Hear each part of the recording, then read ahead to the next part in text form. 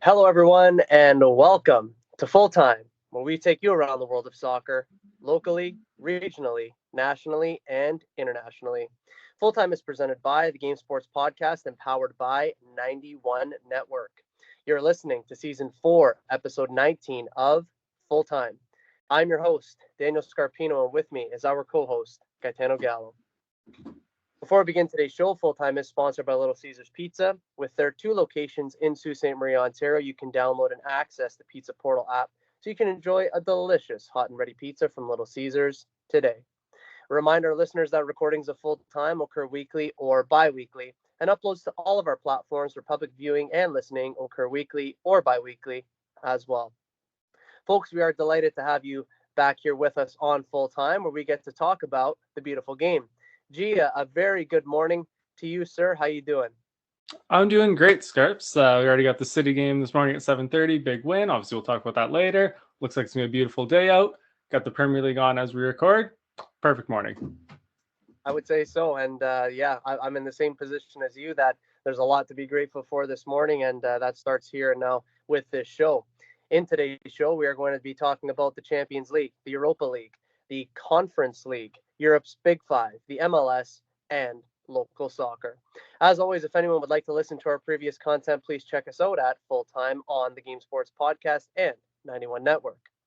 And without further ado, Gaetano, and to everyone who has taken the time to tune in here today, let's kick off. We get to today's show going with discussions about the Champions League now that the semifinals have finished up. G, have the semifinals in the Champions League lived up to the hype for you? Absolutely. I thought both ties were incredible for very different reasons. The results of the ties were pretty phenomenal as well. Yeah, I would definitely say I was entertained. To basically my limit with them. Yeah. Yeah, I also was more than pleased. And we're going to start it out, G, by talking about PSG and Dortmund. And it was tough in some ways for PSG. It was glorious in other ways in the end for Dortmund as they secure back-to-back 1-0 victories, claiming their spot in the Champions League final, and as a result, defeating PSG 2-0 on an aggregate score. Gee, we both called it, and here we are now talking about Dortmund reaching the Champions League final. Take it away, sir. Yeah, closing on the storybook ending for Marco Reus's time at Borussia Dortmund, he officially announced that he won't be returning to the club next season. Still unsure whether he's actually going to continue playing or just retire. But to have your final game for your club that you've been with for God knows how long, Champions League final at Wembley, a chance to finally, win a major trophy with them. Couldn't have written a better story. And for PSG, it's just the same old story, really. Just can't get it over the line. Just I don't even know if this has become like a mental block for them now. Like I just don't think they have the mentality to kind of win these kind of tournaments. Yeah, I'm with you there too, and we always say it all the time that at some point they're going to let themselves down one way or another, and to not even have not to say they didn't have a sniff at goal, but to not get a goal in the tie, I think is pretty bizarre given the quality that they have. So, yeah, Dortmund completely and totally deserved it. I hope that this storybook ending comes true, but PSG ultimately have let themselves down again. And in terms of retiring, stroke leaving, PSG's Kylian Mbappe officially has come out and put out a little video saying how grateful he is for the club and that he is moving on. So a lot of people moving in different directions, AG. Yeah, a little bit. I mean, that's so also weird for him to do. They still have a couple of domestic games left. Like they've already won the league, obviously, but like I think you could wait those few more days. And it's also not like anybody didn't know that he was leaving either. It's been very public. It's basically just been lacking that video, to kind of confirm that he was leaving. So it's not that it shocked anyone.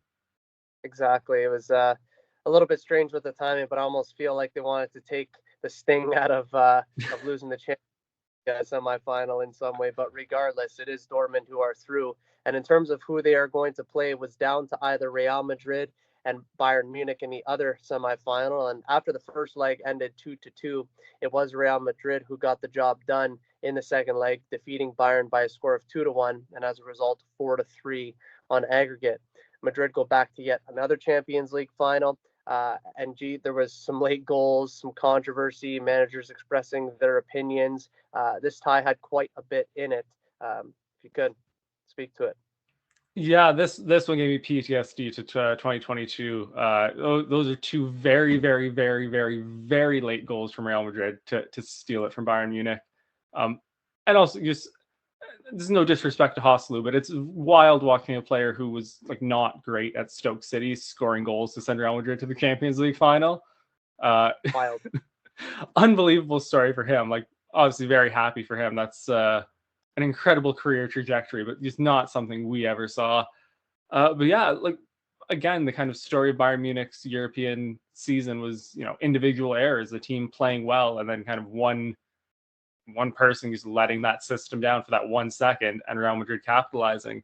And we had said it before, like, they kind of, not they got lucky with Arsenal, but they were able to kind of mitigate those couple of mistakes. We said if they make these mistakes against Real Madrid, like, they're not going to have a chance to kind of make it back up, and that's kind of exactly what happened here. Yeah, 100%. And we spoke about it on our show. To your point, that hey, if Bayern Munich, make any mistakes, Real Madrid's going to be there to pounce, and sure enough, they were. But yeah, incredible story there about Joselu. Like, if you take a look at his, not just with Stoke, like, he's been everywhere, and then got to Madrid in the whole bit. So he goes from cold Tuesday rainy nights in Stoke to beautiful sunny Madrid, and now he's going to a Champions League final. And in terms of our picks, G, for these ones, we both went 1 for 2, as we both picked the Bayern tie incorrectly, but we will see a Dortmund Madrid final. And if you could, how good do you think that this final is going to be? This final, I think, is going to be maybe a little more tactical, or a little less tactical, a little more chaos than the last few that we've seen. Again, that's just the way Dortmund play. I think they're going to, if they can kind of play their style of football, there's going to be a little less structure, a little less, kind of control all around. But I expect to be super entertaining. I expect a bunch of goals from this one. I don't expect this one to be a 1-0 or 2-1. I don't know if we're going to do predictions yet, but like I said, I've just got this gut feeling, the Marco Reus thing. Just first off, gut feeling is Dortmund's going to win it. Yeah, and that's my gut feeling too. We are going to have some predictions in a future show, thankfully. But we both kind of know where we're both going with this and what we want to happen, what we think is going to happen. But I also agree that this final is going to be maybe a little bit more hectic than the other ones that we've seen down the years. Maybe a little bit less tactical, or maybe as the match goes on, it could become more tactical, less tactical. So I'm really looking forward to seeing how things unfold there. But we do have a Dortmund Madrid final, and all eyes will be on that come the end of the month, stroke early June. Shifting gears to the Europa League final now. Those semifinals have also wrapped up, and the finalists in that competition have been determined as well. The first semifinal tie that we're going to look at is between Leverkusen and Roma. And after a relatively convincing first leg win for Bayer Leverkusen by a score of 2-0, the return leg was a draw, 2-2, and thus the tie becomes 4-2 in favor of Leverkusen. And it's Leverkusen's dream season that just continues on as they go now to the Europa League final. Your analysis, G. So not only do they go to the Europa League final, they score in the 97th minute to keep the unbeaten streak alive. The 16th time this season that they've scored in stoppage time to secure a result. I'm again knocking on wood, but like, this is the greatest season in the history of football that we are watching. It's incredible to watch. And again, like, they didn't have to get that result. Like, they could have lost 2-1 and still gone through, and it would have been totally fine. But just Xabi Alonso's got that team, and that they're playing it, their mentality and the way they play is just that, like, everything's got to be, they have to get a result. I can't see them not winning the Europa League at this point. And again, I'm knocking on wood this whole time. Yeah, no kidding. It's I mean, you said it, and now the code is kind of going worldwide. They just don't know how to lose. They just don't know how to lose. It's incredible. So the mere fact that they tied it 2-2 in the 97th minute, when I was looking at that on my phone, I was tracking the game through Twitter. I thought to myself, yeah, I'm not surprised. I'm absolutely not surprised, and they fully deserve to get there. And it all, in my opinion, it all comes back to that first leg and how good they were. But in the second leg, they did the business, more than enough business to get themselves through. So it will be Leverkusen going to the Europa League final. And in the other semifinal, it was Atalanta and Marseille. A closely contested 1-1 draw in the first leg setup was what was supposed to be an intense second leg, but it wasn't exactly that. Atalanta put forward an incredibly dominant performance, winning the second leg by a score of 3-0, and thus winning 4-1 on aggregate. Atalanta booked their place in the Europa League final as a result. Gee, it was not the second leg that most people expected, myself included. But what can you say here? Yeah, that was like I said, like not at all what we thought was going to happen. We had talked about Atalanta like kind of being known for their attacking football. We saw them put Liverpool through it at Anfield too just a few weeks ago. Like we knew they were capable of it, just kind of not expecting that at all, considering how the first leg went. But it was a super impressive performance for them to kind of be able to turn that crank, when their season mattered the most. Yeah, absolutely. And I almost wonder going into the final, again, we're not doing a prediction on this show, but I almost wonder if they keep that sort of same philosophy. I can't see them deviating from it now. How much risk is going to be involved in that to get countered the other way by a team like Leverkusen with wing backs and those types of players bombing forward? I think it could be problematic, but if it comes off for them, who knows? They could push Leverkusen all of the way. But what we can say in terms of our predictions, G, it was only the one that was picked correctly, and that was Leverkusen. At this point in the year, we have to say how good, of course, they've been. Is there any way that we can bet against them at this point, G? No. There's just, and I mean, I say that now, and now they're gonna, again, knocking on wood. Now they're gonna lose a game. Like, I get it. But like, how can you not? How can you not bet against them? Yeah, no, 100%. They've been in the driver's seat now. I believe they've completed the longest winning streak in all of Europe. They overtook Benfica, and I think it's 49 games unbeaten. If my research did me correct, Yeah, as long as they haven't played a game this morning, then yeah, 49. which is pretty wild. Well, not pretty wild. It is wild, but they fully deserve to be where they are at. And yeah, now we have a Leverkusen, and we have a Leverkusen Atalanta final, and we look forward to it just like the Champions League, just the same. And another competition in Europe in its third year of existence is the Conference League. The introduction of the competition gave teams just outside the traditional European places domestically the opportunity to compete for a trophy in Europe, whether teams obtained their place in the competition by finishing high enough in the table domestically where they play, or by winning a domestic cup competition. The winners of this competition 2 years ago was Roma under Jose Mourinho, and last year it was West Ham from the Premier League. And this year, the final will be contested between Olympiacos and Fiorentina. Gee, these are two, I would say, reputable clubs in Europe who have now they have the opportunity to put a trophy into their cabinet. If you could speak to what this final means to both of these teams. Yeah, I mean, we talked about it last season, how great this competition is for giving these, and no offense, some smaller teams across Europe a chance to win a European trophy. Yeah, this is going to be a super good final. Watching the highlights from the semifinals, Olympiacos were incredible. Aston Villa have been one of the better teams in the Premier League. They got crushed 6-2 on aggregate. Like, it was a very impressive performance from Olympiacos. Again, typically not a team you expect kind of big things in Europe out of.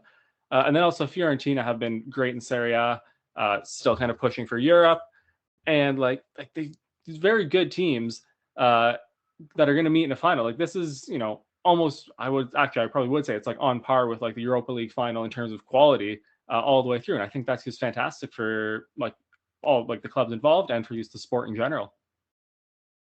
100%, man. I believe it was Daniel Podence, the lad that's on loan from Wolves. He had a sensational performance there in the semifinal tie for Olympiacos. So he certainly deserves to be there, as does Olympiacos, and as do their opponents, Fiorentina. So we look forward to that final just the same as the Europa League final and the Champions League. And I'm with you that now that these clubs have more clubs, I should say, have opportunities to win a European trophy, the incentive for players to not just go maybe to the top teams, I think that's a good thing, because now there's lots of teams who can compete in Europe. And I think that bodes well for clubs, bodes well for players, and of course, it bodes well for fans. And all three of those European Cup finals will be highlighted in our upcoming shows right here on Full Time. This is Daniel Scarpino and Gitano Gallo listening to Full Time on the Game Sports Podcast and 91 Network. A reminder that Full Time is sponsored by Little Caesars Pizza. You can download and access the Pizza Portal app for any of the 2 locations in Sault Ste. Marie, Ontario. Have a delicious hot and ready pizza from Little Caesars today. It is now time to look at Europe's Big Five, ladies and gentlemen, and we are going to do just that by starting things off by looking at La Liga. Gitano, it is now official. Real Madrid are the champions of Spain for the 35th time. There are still some games to play in La Liga, but Real Madrid can rest assured that the results won't matter any longer as they are the victors of the league. It was a relatively slow start, I would say, for Real Madrid in La Liga, and as by their standards, anyways. And as the year went on, you kind of compare it to that of Girona, who came out lightning quick over the start of the campaign. But Madrid slowly chipped away at things, and they really turned it up here near the midway point in the season. Then, obviously, in the business end of the season, we now see them as champions. So, your thoughts here on the champions of Spain, Real Madrid? Yeah, I thought they were super impressive all year. Again, not that Girona wasn't like a tough battle for them, but they gave them a very good run. Obviously, had the quality to kind of come through it. And not that Real Madrid lucked out, but nobody else really took advantage. Kind of like Barcelona, again, like it's not even if they started off, they were awful for most of the year. I've only really turned it on these last couple of months. Atletico Madrid never even really gave it a push. So really, once Girona fell off, it was Real Madrid's for the taking, and they, under Carlo Ancelotti, were never going to pass up that opportunity to turn it on and take it away. And then, yeah, their form kind of these last few months has been stupid. They're looking at 5 straight wins in the league, plus what they've been doing in Europe. They've just been incredible. And it's weird to think that they lost, a 40 goal scorer in Karim Benzema last summer, and got better. That's just impressive all around from them. Yeah, and you want to talk about a team who's been there, done that, a manager who's been there, done that, and you figure things out, right? We talked about it so many times with Inter that, hey, sometimes you could lose a player, you find out different ways to play, and sometimes it actually comes off as being better, and that's sort of the nature of football. Sometimes it goes the other way for you, as we know, but in the end, it is Real Madrid, and they fully deserve to be where they are at because they've been the most consistent team, and the standings do show that. And barring anything drastic happening in the standings, the remaining top 4 spots will belong to Girona, Barcelona, and Atletico Madrid in no particular order. 5th place should belong to Athletic Club, which will give them a spot in next year's Europa League. And in the final spot for Europe, which is the Conference League, it will be contested between Real Sociedad and Real Betis. As discussed in our last show as well, out there in France's Ligue 1, it is PSG who are the champions with just a couple of games left. Monaco looked quite set, I would say, to claim their place in the top 3. Brest and Lille will have to battle it out for the 3rd position, which will guarantee either of those teams a spot in next year's Champions League. Nice and Lens are going to fight to try and get into the European positions as well. G, do you see any teams outside of, let's say, the top 6 right now having a chance to get those 5 allotted European places in Ligue 1?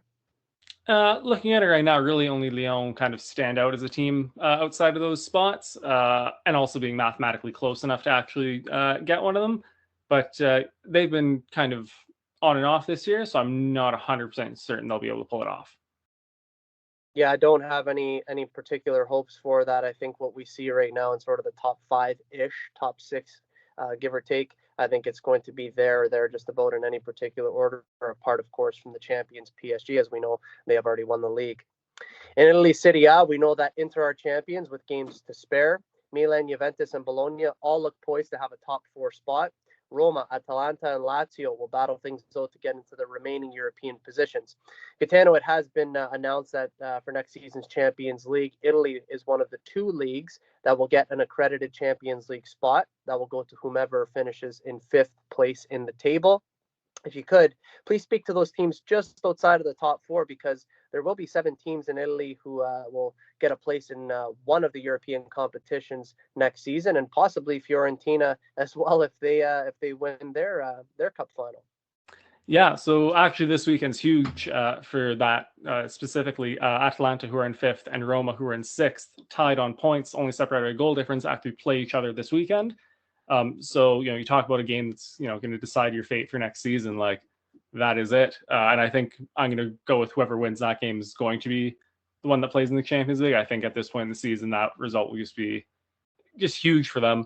And yeah, and it's also like both those teams are still, well, Atlanta still has a cup final to play. Roma just crashing out of Europe. Like, they have kind of the pedigree to be playing in Europe. So I expect that the game this weekend to be hectic. I expect it to be super intense. And I'm going to stick with whatever team wins that is going to get that Champions League spot.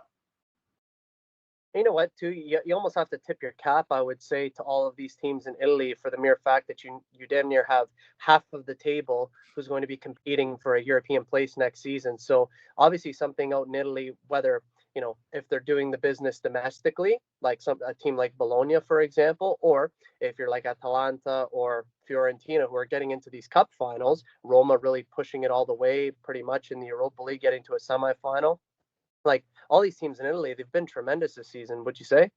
Absolutely. And like, we always talk about the Premier League being like super deep and like, it's the top 6, top 8, like how great they are. But like, Italy's really proven these last couple of years that like they are like nearly as deep as the Premier League in terms of quality, which is not something I would have said like a couple of years ago when Juve just kind of like ran Serie A and nobody did anything about it. Like, like the Juve fall off has been the best thing that's happened to Italian football. Yeah, because the competitiveness has just gone up tenfold, which has been great for viewership, and I think it's actually great for the league, to be honest, because you don't have the foregone conclusion of who's going to win it every year, which is absolutely fantastic. And another league that has an additional Champions League spot granted to them for next season is the Bundesliga in Germany. Gitano, the top 5 sort of takes care of itself at this point with the champions Leverkusen, as we know. Bayern's in 2nd, Stuttgart in 3rd, Leipzig in 4th, and Dortmund is in 5th. That's pretty much solidified. The 6th and 7th position is, I would say, ridiculously contested. However, when we look at the Bundesliga table, if you could, please speak to just how tight and competitive the Bundesliga is, especially in these last couple of games here with European places on the line. Yeah, and again, kind of the same situation. You have teams, competing for these positions that are playing against each other in their final weeks here. Obviously, it's not as deep in terms of like just the sheer amount of teams, kind of just the way it's worked out mathematically here. But yeah, like the fact that Hoffenheim in eighth place, like with a week and a half to go in the season, is challenging for a European place is just like nuts. We're not used to this. This is we're so used to like it's like top 4 and then like the Europa League spot. Like that's just what we like grew up on. So now you're talking about like 8th or 9th place competing for Europe. And these teams again, like Frankfurt, who actually had a phenomenal season, kind of fell off in these last little bits, but they were up there in the top 2 and 3 for a good long while this season. Still holding on to that 6th spot. I think they'll get it, just the way the math works. They're up 4 points right now. They only have 2 games left, so they should mathematically be good. We never say never. I know that. But yeah, it's that race is going to be interesting. And they also have kind of teams like, I'm not going to lie, I've never heard of FC Heidenheim before. Like before this season, they're challenging for Europa League spot. Like that is insane. Yes. And you know what? As much as we tip the cap to Italy City A, we have to tip the cap to the Bundesliga in Germany. No more foregone conclusions. It's very competitive. And again, for viewership, especially as a fan, and I know you're the same, that doesn't have a horse in the race because I don't particularly care what happens in the Bundesliga. I love to see that the competitiveness is there. It just bodes so well for the footballing world and everyone, for the most part anyways, unless you do have a horse in the race, absolutely loves to. And now it is over to the biggest and best title race in all of Europe. And of course, that is in the English Premier League. As of this morning, after their 4-0 win over Fulham, Manchester City go back to the top of the league with 85 points. Arsenal is 2nd with 83 points, and Liverpool remain 3rd with 78 points. Aston Villa continue to lock down 4th, as they're only going to require a little bit more to solidify a Champions League spot for next season. Arsenal are going to go tomorrow against Manchester United, and City, of course, were excellent this morning. If you can speak now to this title race, because we could very well be looking at this going down to the last day. Yeah, just to start with City, because the result this morning was just huge. Josko Gvardiol turning into Ilkay Gundogan to end the season for us has been incredible. 5 goals in his last 7 games as a center back playing left back in his first season in the Premier League. 21 years old, by the way. Like, you want to talk about like having a ridiculous ceiling? Like, this kid is going to be something special. But yeah, super good performance. Fulham away is not an easy game. Just handled the pressure perfectly. Phil Foden pushing again for Player of the Year. Another, I'm like so close being able to say like title winning goal, and I really want to be able to say it because this has been his season. It's super impressive. Obviously, Arsenal don't have the easiest game tomorrow. Is it at Old Trafford or is it the Emirates? At Old Trafford. That's we've seen them turn it up there for random games this year. If as a City fan, I don't want to ask them of anything. I don't expect anything from United, but if they could turn it on there one more time this year, that would be fantastic. And I also think it'd be fantastic for the neutrals in terms of a good, entertaining game. But selfishly, for the result, that would be great. What are your thoughts going into that game? Because that's not an easy one. No, it's not, and I think it's going to tip one of two ways. Either it's going to be a case of Manchester United being Manchester United and turning up at Old Trafford and doing what they have to do, or it's going to be Manchester United how they've been this season and thinking, you know what, let's just try and focus on the FA Cup final. We have discontent with the manager. Our back line's a mess. Maybe Fernandes doesn't play. Maybe Rashford doesn't play, and then they capitulate. I don't know which way it's going to go. I'm more leaning to the side that it's going to be Manchester United being Manchester United, and they're going to give us a difficult game, especially it being at Old Trafford. I would say if this was held at the Emirates, I would out and out say, you know what, Arsenal's going to go out and win. I'm not going to say that right now. I'm hopeful that they will, but I think it's going to be a tricky contest. It always seems to be every time that we go there. But, to your point earlier, I mean, Arsenal lost at Fulham this year. Craven Cottage is a difficult place to go to. So the fact that City went there and were as dominant as they were, that's big. And again, we talked about the irony last show. Both of our teams going for the title again, 2 years on the show, back-to-back years, both of our teams going for the title. And now it's almost like we're both relying on our rivals to try and, you know what I mean? Like, I have zero faith in Tottenham. I actually had more faith in Fulham to try and get something done here today. And, now you're going to rely on United as much as maybe we don't want to admit it. And now I'm going to have to rely on Tottenham a little bit as much as I don't want to admit that either. The irony in all of this is just incredible, isn't it? Yeah. And I mean, like, at least you have like the little bit of faith, like, and a little bit of comfort in the fact that City have been awful at Tottenham Hotspur Stadium. We have 1 goal and 1 win there, and it was this season in the FA Cup. So looks slightly better for you guys. Old Trafford hasn't been terrible to Arsenal over the years, but it's also not been great. But yeah, just it's going to Tottenham Hotspur Stadium. I think more than the Bernabeu, more than the Camp Nou, more than the Allianz Arena, like that to me is like the scariest place for City to have to go, like across the continent, across the world. Like, just terrifies me. And you know what, it's going to come down to it, and obviously easier said than done, but whoever's going to hold their nerve the best is probably going to win the title. So obviously in that case there, City's got to go to Tottenham. Not going to be easy. Arsenal tomorrow morning have to go to Manchester United. Not going to be easy there either. And whoever holds their nerve is going to be there, or they're just about at the end. But we said this at the very beginning of the season. Actually, it was you who said it before me. You said, Scarps, I could see this going down to the final match day this year because of how tight it could be. And I mean, if all things kind of stay the same and stay true, you're absolutely right. So I do hope that happens. Obviously, we're both hoping for our teams to get over the line, but just like everything in Europe's Big Five, we're going to keep a very close eye on this. And in our next show on Full Time, as we're going to highlight here at the end of the show, we're going to have a huge final day preview, which will go, the final day of the season goes May 19th. And in the relegation battle in the Premier League, it is basically now or never. As we know, Sheffield United have been relegated already, and they cannot accumulate enough points to stay in the Premier League next season. Burnley, Luton Town, and Nottingham Forest will all battle it out to see who will be safe, but only one is going to do it. G, games right now, as we record, are taking place. Tomorrow, there's going to be some other games. And that's pretty much, I would say, for the most part, going to give us everything that we need to know regarding this relegation fight. How do you see it ending? Yeah, so with about 2.5 minutes in stoppage time left, it looks like Burnley are getting relegated, losing 2-1 to Tottenham right now. You know, obviously, if they don't get at least the point, they are done. Luton still have a little bit of hope, even though they are losing right now to West Ham, just because they are still relying on Nottingham Forest playing tomorrow to see how that result turns out. But it's not looking great for either of them. Yeah, and like Forest is playing Chelsea, which could honestly go either way at this point. You know, because Chelsea have just been horrific like this year. Like they've been horrific in patches, I should say, because there are periods they played great. But you know, I look at the game and I go, yeah, like Forest could absolutely get a result off Chelsea, or Chelsea could, you know, turn it up and slap them. And we're looking at the final day, a battle between Luton and Forest. But yeah, looks like it's Burnley's almost for sure going down.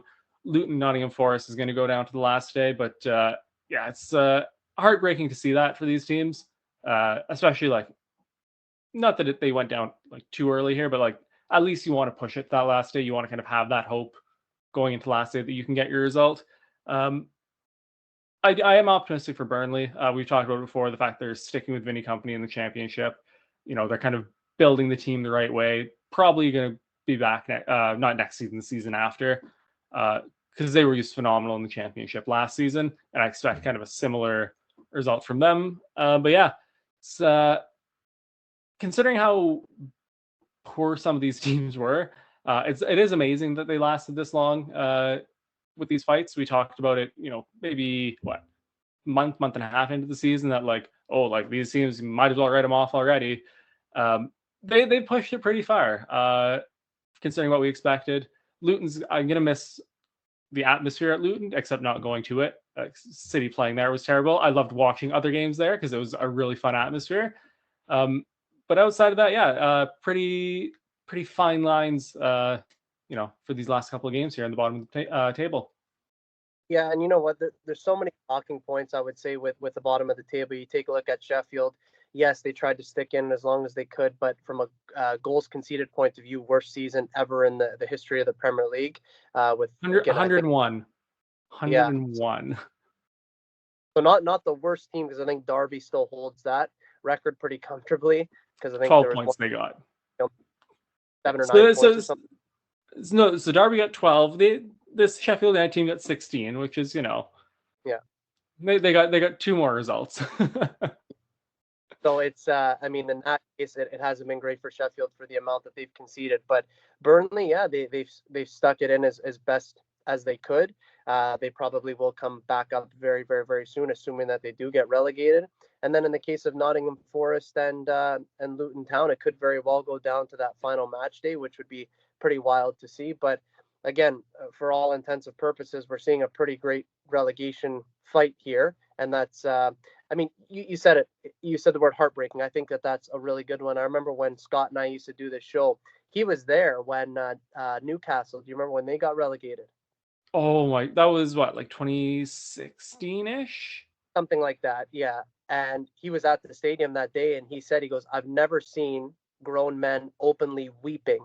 He's like, you know, it was just the most incredible thing that I've ever seen, obviously in a sad way. But yeah, this means a lot to these clubs, and it's in some ways it can be life changing coming up to the Premier League. I think Luton Town could attest to that this year.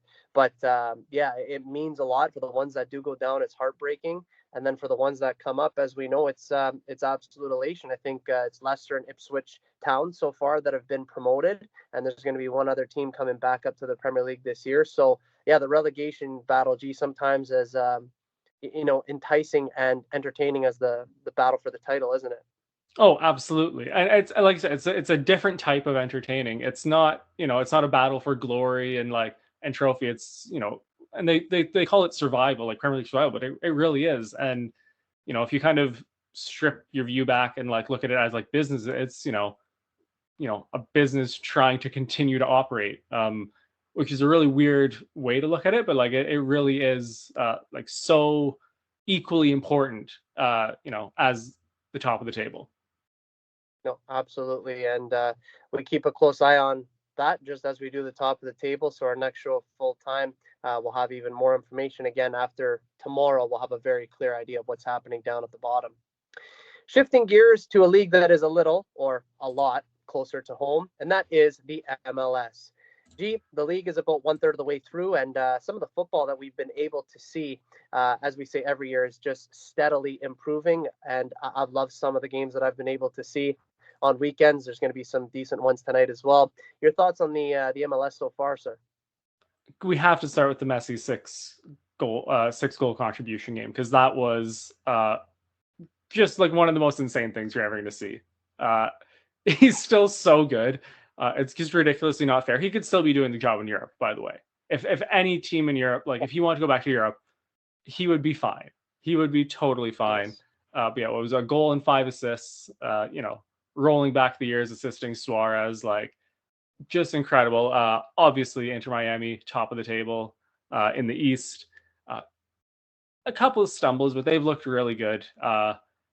We're kind of questioned, like, is everything, are all the puzzle pieces going to kind of fit with them? A lot of older players kind of a little over the hill. Suarez isn't what he used to be. Busquets isn't what he used to be. Jordi Alba isn't what he used to be. But they've adapted. They don't look the exact same, but they still have that quality, obviously. And they've all adapted really well. Yes, they've looked great. Cincinnati also challenging them up the top of the table. Not something I expected. Kind of a nice turnaround from them. And then out west, Salt Lake running the table there. Again, not what I expected at all. Very like kind of polar opposites. If you look at like Salt Lake and Inter Miami's got like the star power and the kind of individual star power, whereas Real Salt Lake, not a ton of like individual star power, but that team unit is just they've been incredible so far. Absolutely, and in some, I mean, obviously we focus on the East because, as we're going to talk about here in a second, our beloved TFC. But in the West, I've loved some of the games that I've seen there, and they've actually been the most entertaining of the ones that I've seen. Just this year, it just seems so much more open, more end to end, and just so much more entertaining. But again, that's the steady improvement with the league. And to your point about Inter Miami and Messi, absolutely incredible. And yes, of course, Messi could still play in Europe. You just don't go from dominating a World Cup and being as good as you are to not being able to play in Europe. He's a sensation, and Inter Miami look poised to really do it this season. Of course, now that they got the majority, if not all, the pieces in place. And speaking of our beloved TFC, that is a team 100% who has drastically improved this season so far. Again, lots of season left to play, but right now things look steady for them, much better than last season, can't we say? Absolutely. And I joked one of the first times this season that we talked about MLS, like you said, if they play 500 soccer, win one, lose one all season, like we would take it. That would be such an improvement on the last couple of years. We're getting way better than 500 soccer so far. John Herdman's got, like, he changed that locker room culture so quickly. The level of disinterest, and I understood it from Bernardeschi and Insigne. Under Bob Bradley, there was they just didn't look like they wanted to play in Toronto. Basically, we're just there to collect their paycheck and then hopefully move either back to Italy or to the Middle East where someone is going to pay them. Where now Bernardeschi looks like he's ready to die for the club. His last few performances have been ridiculous. Even though he hadn't scored up until last weekend, like he was just putting in like 8 out of 10 performances, and also playing as a wingback, something he hasn't really done in his career. He's been mostly an attacking midfielder, or a straight up winger. But John Herdman's just got them fully committed to the club again, which is great. I always joke it's nice seeing diminutive Italians score for TFC. It's something we're very used to. We missed very much, so that's been great. But yeah, the team just looks really solid. Hopefully, I think they still have a few more weeks until the kind of signing or trade deadline, whatever it is. So hopefully, MLSE wants to pony up a little bit of money, give us a little bit of a boost here. Third in the table at this point of the season is not too bad at all. I'm still terrified of Miami. It's Lionel Messi. They're gonna win everything. But I really think TFC have a decent shot at making a good run this year. I do too, and it wasn't actually announced. This was just sort of my footballing brain going towards it. I said when Herdman got appointed, I see this sort of 3-year plan. Year 1 to stabilize, year 2 to get the pieces in, year 3 to compete and be there. I would say that he's definitely stabilized, and they're already competing. So they've kind of like bypassed step 2. Hopefully by the trade deadline, to your point, they get some other pieces in, but they could be maybe on step 3 as early as the end of this season or possibly next season. So maybe that 3-year plan that I had in my head, maybe it's going to be pushed along. So TFC, I would say, very good to get him in. You said it last season that you would take a managerial change at basically any point, and I agreed 100%. And got the right man in. So hopefully things continue to trend in the direction that they are going, because TFC is having a much improved season. And as is the case, of course, with Europe's Big Five, as that gets ready to wind down, it will be the MLS that ramps up. So do stay tuned here on Full Time for all future updates regarding the MLS. And now it is time for a local soccer update. All eyes are now on the high school soccer league play once again, as we are going into the business end of the season with just 1 week remaining in the regular season. Each team is looking to close out their seasons, as high up the table as they possibly can. Each team has anywhere between 1 and 2 games remaining in their schedules.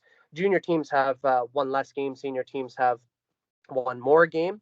But an exciting announcement here, Gitano, and that is starting this upcoming week. High school soccer games will be live streamed and uploaded to YouTube via Sioux Sports TV, who have recently signed on with Rogers TV in partnership back in the wintertime. If you could, please speak to this amazing opportunity for our local high school soccer league to be showcased and streamed, because this has never happened before in the history of high school soccer. We have our other sports that are streamed, the likes of football, basketball, hockey, but now soccer is getting into the mix too, and it's basically right in time for playoffs. So if you could speak to the importance of this and how cool this is, not just for our players, our schools, but also for our community at large. Yeah, they couldn't have timed this much better, right in time for their playoffs. And yeah, it's huge. We talked about the tournaments that these kids are going on as massive opportunities, which obviously they are, but to kind of be, more publicly, shown and be able to kind of have another platform to, show how good these kids are. It's huge for them. I wish they would have had like something like this when I was playing. Like that would have been awesome. And yeah, and again, like we said, like sometimes like this is kind of the highest level these kids are going to play. Obviously not everyone goes on to play anything else, but be able to say like, hey, like, my high school soccer stream. I'm editing this out, by the way. My for these kids to be able to say like my high school soccer games were streamed and were seen by a couple hundred, maybe even a couple thousand people by a final, depending who's playing. Like that's like huge for them. That's like more views than like Bitter Rivals podcast says. Like that's going to be a huge opportunity for these kids, and good on the like the high schools and for Roger for sorting this out, because that's again like not something that we've ever really seen for high school soccer. So props to everyone involved, and good luck to all the kids.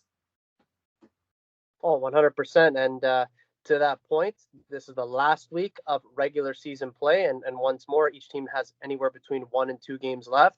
And by Friday, that is the final match day of league play. And then the following week, playoffs start. And in one case, playoffs start and end. So junior girls will start and finish the following week. And everyone's going to have their semifinals and finals that are upcoming as well. So definitely in the business end of the season, and right here on Full Time, you can get all of your local soccer updates, because again, as much as we talk about local, international, regional, the whole bit, it always starts with local football, and that's where we all started. So we always got to go back to our roots.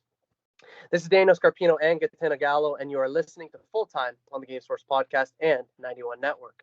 A reminder that Full Time is sponsored by Little Caesars Pizza. You can download and access the Pizza Portal app for any of the 2 locations in Sault Ste. Marie, Ontario. Have a delicious hot and ready pizza from Little Caesars today. Ladies and gentlemen, that is Full Time. As we round out today's show, we want to thank you all for spending a little bit of time with us to talk about the sport that connects us all. Well done today, sir. Thank you very much. You as well. Just want to point out that Burnley have now been officially relegated. Their game has ended. So pour one out for Vincent Company and the boys. But other than that, a very upbeat show for us. Well done, Scarps. Thank you very much, and I hope you have a great day, my friend. And a reminder, of course, to all of our listeners that the next episode of Full Time will be recorded the week of May 13th, 2024. And in that show, we will discuss Europe's Big Five with a huge final match day preview in the Premier League. We will preview the Europa League final, the FA Cup final, and of course, we will talk a little bit more local soccer.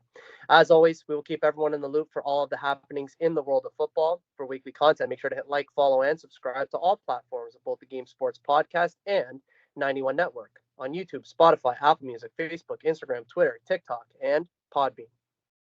For Gitano Gallo, my name is Daniel Scarpino, and thank you for tuning in to Full Time. We look forward to seeing you at kickoff next time back here on the Game Sports Podcast and 91 Network. Best always.